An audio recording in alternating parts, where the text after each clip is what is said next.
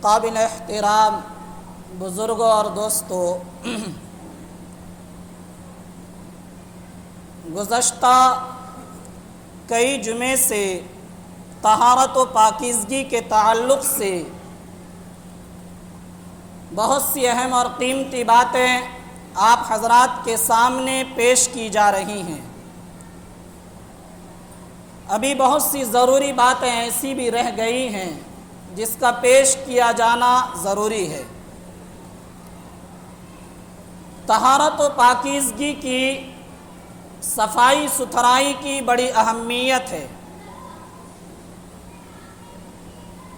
اسی لیے نبی کریم صلی اللہ علیہ وسلم نے وقتاً فوقتاً اس کی ترغیب دلائی، لوگوں کو اس پر آمادہ کیا، اور طرح طرح سے اللہ کے نبی نے لوگوں میں طہارت و پاکیزگی کا، صفائی ستھرائی کا شوق پیدا کیا ہے۔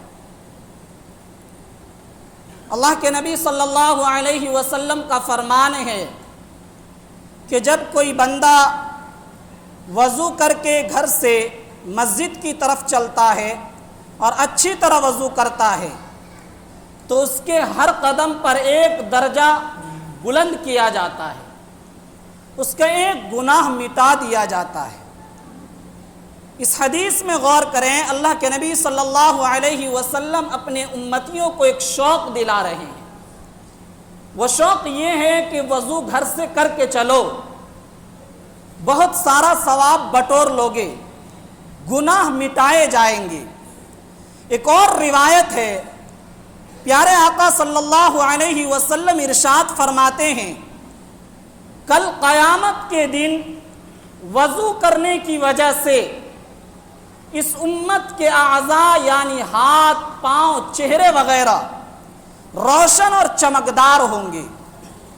ان چمکتے دمکتے اعضاء کو دیکھ کر نبی کریم صلی اللہ علیہ وسلم پہچان لیں گے کہ یہ میرا امتی ہے۔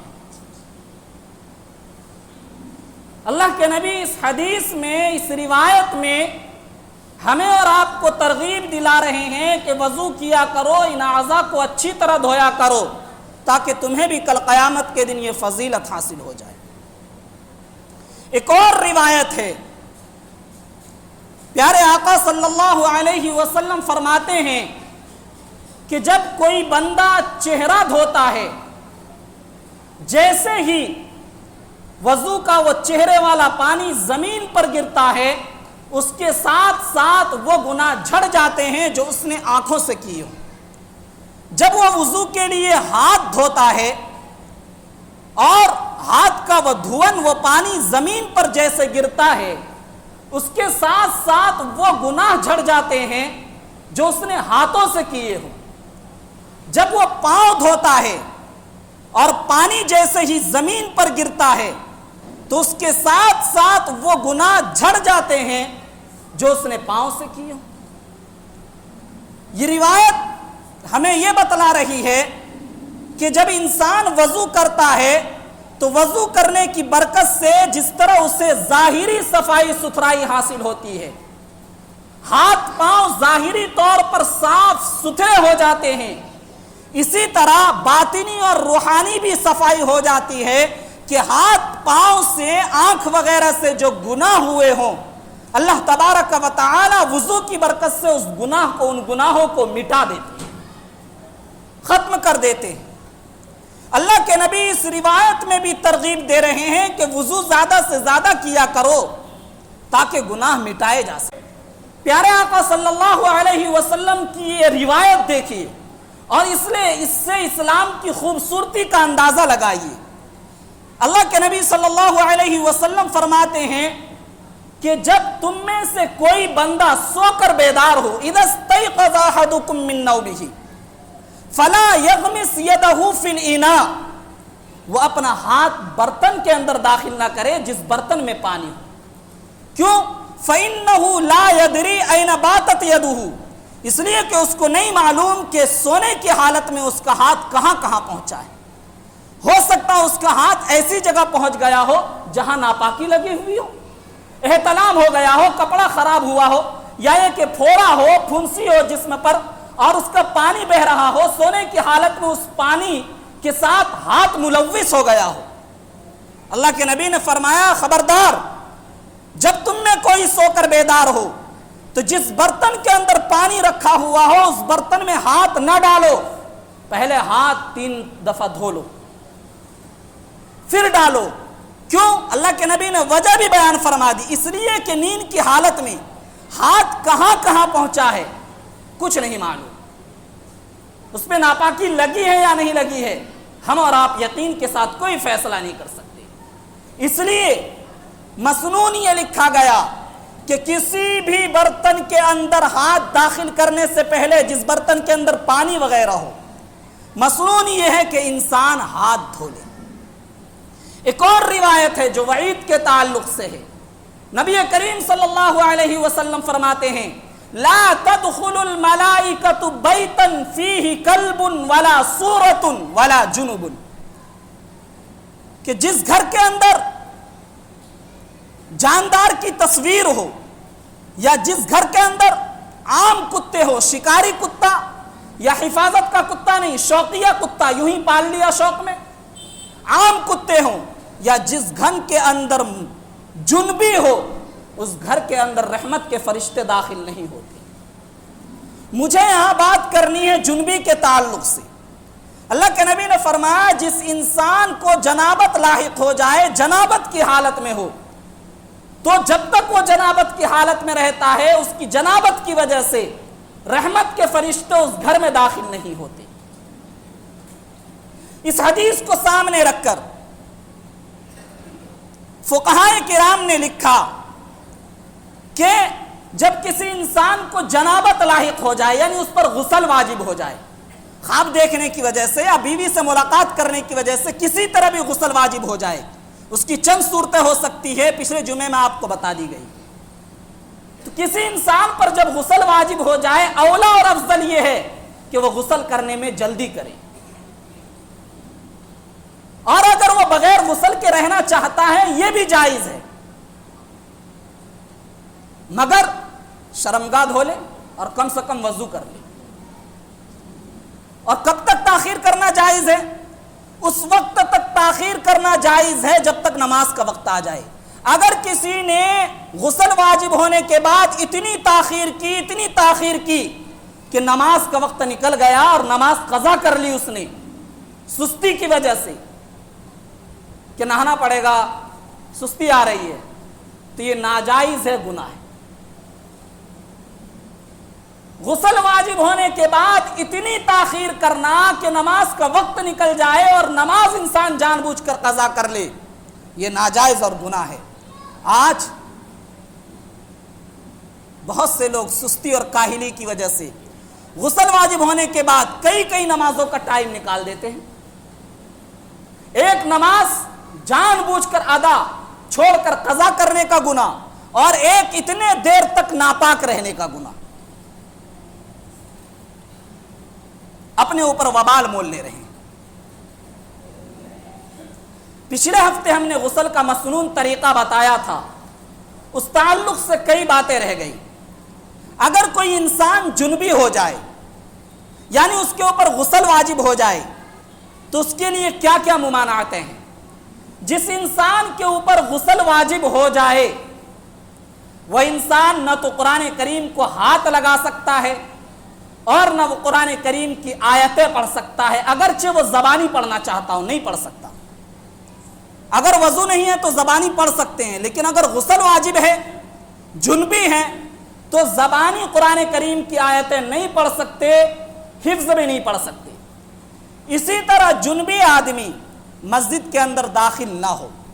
اسی طرح حالت جنابت میں نفل نماز یا فرض نماز نہیں پڑھی جا سکتی، غسل کرے پہلے۔ البتہ کوئی اردو کی کتاب ہے یا کوئی اور اسلامک بک ہے وہ اسے پڑھ سکتا ہے، مگر اس میں جہاں قرآن کریم کی آیت لکھی ہو اس جگہ نہ وہ ہاتھ رکھے اور نہ وہ اس آیت کو پڑھے۔ اسی طرح حالت جنابت میں ذکر اور اذکار کر سکتا ہے، کلمے وغیرہ پڑھ سکتا ہے، لیکن قرآن کریم کی آیتیں نہیں پڑھ سکتے۔ اسی طرح اگر کوئی ایسا انگوٹھی یا لاکٹ بنا لیا گیا ہو جس میں اس نے قرآن کی آیتیں لکھوا لی ہو، حالت جنابت میں اسے اتار دینا چاہیے، اسے لگائے نہیں رکھنا چاہیے۔ یہ تو جنابت کے تعلق سے مسئلے تھے۔ غسل کے تعلق سے جو مسنون طریقہ ہے وہ پچھلے جمعے میں آپ کو بتایا گیا۔ یہاں چند مسئلے اور رہ گئے۔ اگر کوئی انسان برہنہ ہو کر غسل کرتا ہے تو یہ کیسا ہے؟ یعنی ننگا ہو کر۔ اگر کوئی ننگا ہو کر غسل کرتا ہے، کر سکتا ہے، جائز ہے، لیکن اولا اور افضل یہ ہے کہ اگر غسل خانہ بند ہو، باتھ روم بالکل بند ہو چاروں طرف سے، وہاں بھی سطر کو ڈھانکنے کا اہتمام کیا جائے۔ کیوں؟ اس لیے کہ تنہائی میں بھی سطر کھولنے سے منع کیا گیا ہے۔ تنہائی میں بھی انسان کو سطر کھولنے سے بچنا چاہیے۔ تو اولا اور افضل یہ ہے کہ کچھ نہ کچھ انڈر ویل وغیرہ پہن کر تب نہائیں، یہ اولا اور افضل ہے۔ اور اگر کوئی برہنہ ہو کر نہاتا ہے تو اس کی بھی گنجائش ہے، ایک بات۔ دوسری بات یہ ہے کہ اگر کوئی غسل کرتا ہے اور برہنہ ہو کر غسل کر لیا تو کیا کپڑا پہننے کے بعد اب اسے دوبارہ وضو کرنا پڑے گا؟ نہیں۔ کیوں؟ اس لیے کہ برہنہ ہونے کی وجہ سے وضو نہیں ٹوٹتا، ننگا ہو جانے کی وجہ سے وضو نہیں ٹوٹتا۔ لہذا اگر کسی نے برہنہ غسل کیا تو اب اس کا غسل کے ساتھ ساتھ، جب وہ غسل کر رہا پاکی کے لیے، تو غسل کے ساتھ ساتھ اس کا وضو ہو گیا، اب اس کو الگ سے وضو کرنے کی ضرورت نہیں ہے۔ یہاں ایک مسئلے کی اور وضاحت، وہ یہ کہ بہت سے لوگ نہاتے ہیں، غسل کرتے ہیں۔ اب غسل کرنے میں تو مسنون طریقہ یہ ہے کہ شروع میں وضو کر لیا جائے، لیکن اگر کسی نے غسل کرتے ہوئے شروع میں وضو نہیں کیا، سارے بدن کو بھگا لیا، ایک بال بھی خشک نہیں چھوڑا، لیکن وضو نہیں کیا، تو کیا غسل کرنے کے بعد اس کے لیے وضو کرنا ضروری ہے؟ اب بھی وضو کرنا ضروری نہیں ہے۔ کیوں؟ اس لیے کہ غسل کے اندر وہ اعضاء دھل جاتے ہیں جن اعضاء کو وضو کے اندر دھونا ضروری ہے۔ چہرے کو دھونا، ہاتھ کو دھونا، پیر کو دھونا اور سر کا مسح کرنا، مسح سے بڑھ کر وہ تو پورا ہی دھل گیا، لہذا اب وضو کرنا ضروری نہیں۔ ہم اس میں بہت سے لوگوں کو دھوکے میں مبتلا دیکھتے ہیں کہ وہ غسل خانے سے نکلتے ہیں، باہر آنے کے بعد وضو کرتے ہیں، پوچھتے ہیں کیوں وضو کر رہے ہیں؟ کوئی حدث لاحق ہو گیا؟ وضو توڑنے والی کوئی بات پیش آ گئی؟ نہیں، ہم اس لیے کر رہے ہیں کہ ہم نے غسل کے دوران وضو نہیں کیا تھا۔ تو لوگوں کو مسئلے کا علم نہیں ہے۔ مسئلہ یہ ہے کہ اگر غسل اس نے مکمل کیا اور اس کے ساتھ وضو نہیں کیا، تب بھی بعد میں وضو کرنے کی ضرورت نہیں ہے، وہ نماز پڑھ سکتا ہے، کیونکہ وہ اعضاء دھل گئے جن کو وضو میں دھونا ضروری تھا، ہو گیا اس کا وضو۔ لہذا یہ اہتمام کرنا کہ غسل کرنے کے بعد وہ وضو کرنے کا بالکل لازمی اور ضروری سمجھے، یہ غلط ہوگا، ضروری سمجھنا یہ غلط ہو جائے گا۔ یہ چند مسئلے تھے۔ اب طہارت و پاکیزگی کے تعلق سے، وعید کے تعلق سے ہم نے آپ کو بتایا کہ اللہ کے نبی نے فرمایا فرشتے رحمت کے اس گھر میں داخل نہیں ہوتے جس میں جنبی ہو۔ لہذا اگر کسی انسان کو جنابت لاحق ہو جائے تو اس کو چاہیے، اولا اور افضل یہ ہے کہ وہ جلد سے جلد غسل کر لے، پاک ہو جائے۔ تاخیر کرنا ہے تو اتنی تاخیر کر لے کہ نماز کا وقت آنے سے پہلے پہلے وہ پاک ہو جائے، لیکن اتنی تاخیر کرنا کہ نماز کا وقت نکال دے اور قضا کر لے، یہ گناہ کی بات ہے، اس سے بچنا چاہیے۔ اسی طرح وعید کے تعلق سے ایک اور روایت ہے، اللہ کے نبی صلی اللہ علیہ وسلم نے فرمایا استنزہوا من البول، پیشاب کے چھینٹوں سے بچو، اس لیے کہ قبر میں عموماً عذاب انہی چھینٹوں کی وجہ سے ہوتا ہے۔ نبی کریم صلی اللہ علیہ وسلم کا ایک مرتبہ گزر دو قبروں کے پاس سے ہوا۔ اللہ کے نبی وہاں سے گزر رہے تھے، صحابہ اکرام سے ارشاد فرمایا کہ ان دو قبر والوں کو عذاب ہو رہا ہے، اور عذاب بہت بڑے گناہ کی وجہ سے نہیں ہو رہا ہے، جسے ان گناہوں کی وجہ سے ہو رہا ہے جسے تم معمولی سمجھتے ہو۔ کیا ہے وہ گناہ؟ اللہ کے نبی نے فرمایا ان دو قبروں والوں میں سے ایک کو عذاب ہو رہا ہے اس وجہ سے کہ وہ پیشاب کی چھینٹوں سے نہیں بچتا تھا، اور دوسرے کو عذاب ہو رہا ہے اس وجہ سے کہ وہ چغلی کیا کرتا تھا۔ اس روایت سے معلوم ہوا کہ جو انسان پیشاب کی چھینٹوں سے بچنے کا اہتمام نہیں کرتا وہ اپنے عذاب کو دعوت دے رہا ہے۔ لہذا استنجے کے کچھ آداب ہیں، ان آداب کو سمجھنا چاہیے۔ ایک دفعہ حضرت سلمان فارسی رضی اللہ تعالی عنہ کو مشرکین نے، کفار نے یہ طعنہ دیا کہ تمہارے نبی عجیب ہیں، یہ تمہیں پاخانہ اور پیشاب کا بھی طریقہ بتاتے ہیں، یہ کیسے انسان ہیں، انہیں شرم نہیں آتی؟ حضرت سلمان فارسی رضی اللہ تعالی عنہ نے کہا یہی تو ہمارے نبی کی خوبی ہے کہ وہ ہمیں سب کچھ سکھاتے ہیں۔ پاخانہ اور پیشاب انسان کی طبعی ضرورت ہے، لہذا یہ ضروری طور پر پیش آنے والی چیزیں، اس کے کیا آداب ہو یہ بتایا جانا ضروری ہے، یہ ڈیلی پیش آنے والی چیز ہے۔ حضرت سلمان فارسی رضی اللہ تعالی عنہ نے آگے بڑھ کر فرمایا سنو، ہمارے نبی ہمیں یہ بھی بتاتے ہیں کہ جب تم پاخانہ اور پیشاب کرو تو قبلے کی طرف رخ نہ کرنا، اور جب دھونے کا نمبر آئے دائیں ہاتھ کو یوز مت کرنا۔ ان حدیث کو سامنے رکھ کر کچھ آداب لکھے گئے ہیں۔ وہ آداب یہ ہیں کہ جب استنجے کا تقاضا ہو تو انسان کو استنجا کرنے میں اتنی تاخیر نہیں کرنی چاہیے کہ وہ برداشت سے باہر ہو جائے، کیونکہ کپڑا خراب ہونے کا اندیشہ رہتا ہے۔ لہذا جب تقاضا محسوس ہو تبھی فارغ ہو جانا چاہیے، یہ ادب میں سے ضروری نہیں، ایک بات۔ دوسری بات یہ کہ جب ہم استنجے کے لیے جائیں، بیت الخلاء میں داخل ہونے سے پہلے دعائیں بتلائی گئی ہیں، ان دعاؤں کو پڑھنے کا اہتمام کریں۔ داخل ہونے سے پہلے کی دعا یہ ہے بسم اللہ اللہم انی اعوذ بک من الخبث والخبائث۔ کس وجہ سے یہ دعائیں بتلائی گئی؟ وہ جو بیت الخلاء ہے، قضاء حاجت کرنے کی جگہ ہے، وہ گندی جگہ ہے، وہاں شیاطین ہوتے ہیں، وہاں نقصان پہنچانے والے جنات ہوتے ہیں۔ جو انسان اس دعا کو پڑھ لے گا، اس دعا کی برکت سے وہ جنات و شیاطین کے نقصان پہنچانے سے بچ جائے گا، ایک بات۔ دوسری بات یہ ہے کہ جب انسان قضاء حاجت کے لیے جاتا ہے سطر کھولنا پڑتا ہے، اب اس کا سطر برہنہ ہو جاتا ہے، وہ ننگا ہو جاتا ہے، سطر کھل جاتا ہے۔ شیطان کو انسان کے سطر سے کھیلنا بہت اچھا لگتا ہے، اندیشہ ہے اس بات کا کہ وہ انسان کو وہاں کسی نہ کسی گناہ میں مبتلا کر دے، اس کے ہاتھ کو سطر کھیلنے کے ساتھ لگا دے اور کسی بڑے گناہ میں مبتلا کر دے۔ لہذا نبی کریم صلی اللہ علیہ وسلم کی روایت ہے کہ جو انسان بسم اللہ پڑھ لیتا ہے، جو دعا کے شروع میں آیا، یہ بسم اللہ پردے کا کام کرتا ہے۔ کیا پردے کا کام؟ کہ انسان وہاں ننگا ہو جاتا ہے، لیکن بسم اللہ پڑھنے کی وجہ سے یہ پردے کا کام کرتا، اب شیطان وہاں سطر تک نہیں پہنچ سکتا،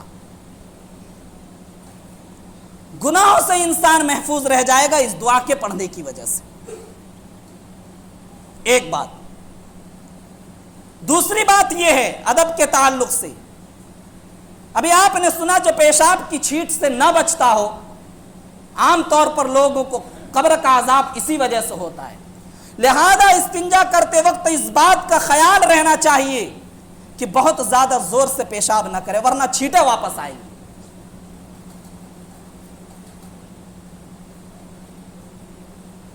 اور یہ اپنے لیے نقصان کی بات ہے، اس لیے ہلکے انداز میں اور اس انداز سے کریں کہ چھینٹوں سے بچ جائے۔ تیسری بات، وہاں سطر کھلا ہوا ہوتا ہے، انسان کو نہ تو اپنے سطر پر نظر ڈالنا چاہیے اور نہ ہی جو ناپاکی نکل رہی ہے اس ناپاکی پر نظر ڈالنی چاہیے، اس سے بچنا چاہیے۔ کیوں؟ اس لیے کہ اگر ان دونوں میں سے کسی پر بھی نظر ڈالے گا، علماء نے لکھا اس سے نسیان کی، بھولنے کی بیماری پیدا ہوتی ہے۔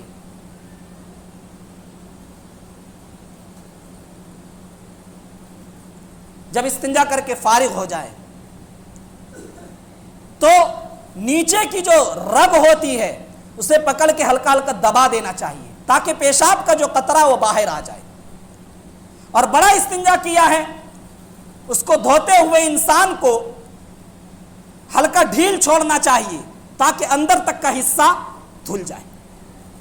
ان چیزوں کا خیال کرنا چاہیے. اس کے بعد جب استنجا کر کے فارغ ہو جائے باہر آئیں, باہر آنے کے بعد پھر دعا پڑھیں. باہر آتے ہوئے پہلے دایاں پیر باہر نکالیں اور داخل ہوتے ہوئے پہلے بایاں پیر داخل کریں. جب باہر آ جائیں تب دعا پڑھیں الحمدللہ الذی اذھب عنی الاذی وعافانی. کیوں؟ اس لیے کہ یہ اللہ تعالیٰ کی حمد کا وقت ہے. آپ سوچ لیجئے کہ اگر کوئی انسان, کسی انسان کا پیشاب اٹک جائے, بڑے والا استنجا اٹک جائے, کتنی پریشانی ہوگی. لیکن کتنا احسان ہے اس مولا کا کہ اس نے بہت آسانی سے اس پریشانی سے بچا دیا. اس لیے دعا پڑھنی چاہیے اور اللہ کا شکر ادا کرنا چاہیے. اس کے بعد ہاتھ دھو کر صاف کرنا چاہیے. اللہ کے نبی صلی اللہ علیہ وسلم کے بارے میں روایت میں آیا ہے کہ آپ مٹی سے ہاتھ رگڑ کر صاف کرتے تھے, دھوتے تھے.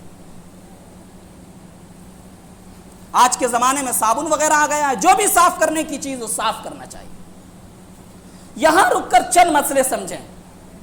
ایک مسئلہ یہ ہے, بہت سے لوگ پیشاب کرتے ہیں, وضو کرتے ہیں, نماز پڑھنے آ جاتے ہیں. آج کے زمانے میں لوگوں کا قوہ کمزور ہو چکا ہے, جوانوں کا قوہ بھی کمزور ہو چکا ہے. لہذا سب کے بارے میں نہیں کہتا میں, لیکن بہت سے لوگوں کو پیشاب کے بعد قطرہ آتا ہے, ایک آدھ قطرہ آتا ہے. ایک تو یہ ہے جس کو قطرہ گرنے کی بیماری ہے, مسلسل گر ہی رہا ہے, وہ تو بیماری ہے, اس کا مسئلہ الگ ہے. پیشاب کرنے کے بعد ایک آدھ قطرہ آتا ہے. ہم سے غلطی کیا ہوتی ہے؟ پیشاب کیا, فوراً وضو کیا, نماز پڑھ لی, درمیان میں قطرہ آیا, ہم نے اس کا کوئی خیال نہیں کیا. اگر آ گیا قطرہ اور قطرہ کے آنے کا یقین ہو گیا یا ظن غالب ہو گیا تو وضو ختم ہو گیا, اب نماز نہیں ہوگی. دوبارہ وضو کریں, پھر نماز پڑھیں.